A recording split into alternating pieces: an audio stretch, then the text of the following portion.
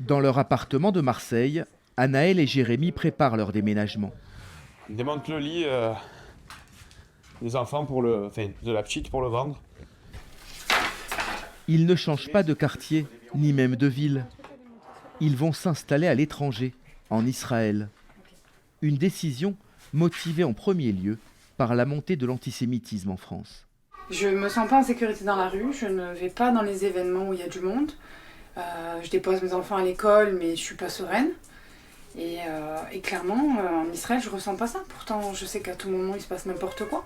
Mais même une alerte, ça me fait pas aussi peur que un petit truc qui se passerait ici, quoi. Ici, je me sens pas en sécurité. On a la police qui surveille les écoles. Mais c'est pas ça. Anaël et Jérémy savent déjà où ils vont habiter, à Naharia, dans le nord du pays.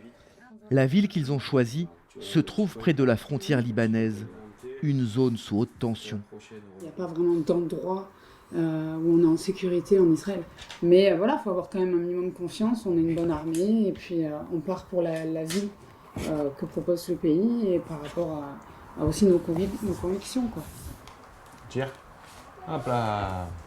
Quitter la France pour Israël, le couple a pris sa décision après les massacres du 7 octobre.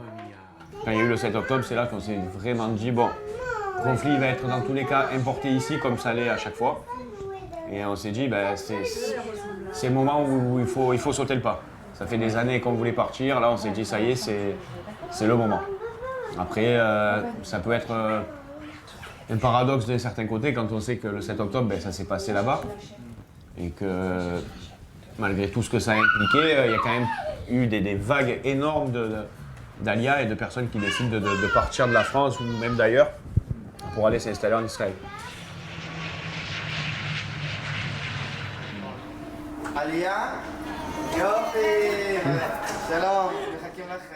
L'Alia, littéralement la montée en Israël. Depuis le 7 octobre, des milliers de Juifs de France ont fait le grand saut. Ce jour-là, à l'aéroport de Tel Aviv, un groupe de nouveaux immigrants débarque d'un avion en provenance de Paris. Là, on est 42 normalement. 42 au ligne de France et au Hachem, on nous attend tous. Bien plus que 42 par jour.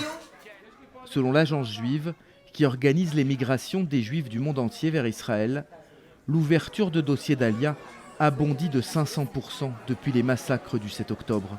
Un événement qui a ébranlé le judaïsme mondial. Personnellement, ce qui m'a motivée, c'est le 7 octobre. Voilà, j'ai ressenti quelque chose de très fort en moi ce jour-là. Je me suis dit que ma place était ici, sur ma terre, avec mon peuple. Et on a préparé ça toute cette année.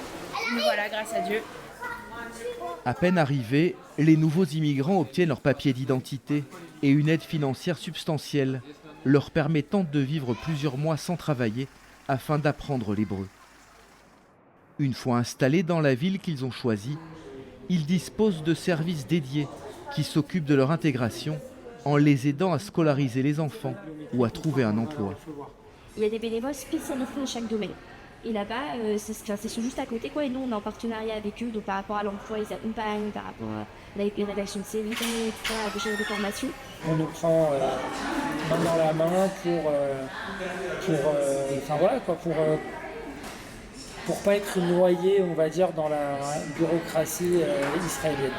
Moi qui était propriétaire en France et qui suis locataire aujourd'hui en Israël, je me sens plus chez moi ici en tant que locataire que propriétaire d'un grand pavillon en France. Avec grand plaisir. Déjà par rapport à l'idéal de la loi du retour, qu'on aimerait que tout juif revienne sur sa terre, ça c'est déjà d'une part. Et d'autre part, en ce qui concerne la mairie de Jérusalem, c'est qu'on voit une richesse en fait dans l'alia des juifs de différentes nationalités. On voit de la richesse de toutes les cultures, de toutes les connaissances, de tous les différents métiers qu'ils apportent à la ville. Historiquement, l'immigration des Juifs de la diaspora a toujours été encouragée par l'État d'Israël. Le chercheur Dov Maimon a étudié de près ce phénomène. Évidemment, l'immigration est une force vive de l'État d'Israël. Ça a été, dans une certaine mesure, le facteur qui a été déterminant pour la croissance économique et culturelle, économique, politique, militaire de l'État d'Israël. 1 million de Russes qui sont venus ont transformé ce pays en un pays qui était relativement retardé, en un pays qui est à la force, à la pointe des Startup Nations. Les Juifs de France ont une contribution astronomique pour Israël, même si ça ne se voit pas parce que les chiffres sont beaucoup plus petits, mais on a quand même... Il faut penser qu'on a plus de 140 000 Juifs qui sont montés en Israël depuis 1948 en Israël. Ça veut dire pour une population de 400 000, c'est énorme, quoi. C'est le pays occidental qui a eu la plus grande vague d'Aliyah.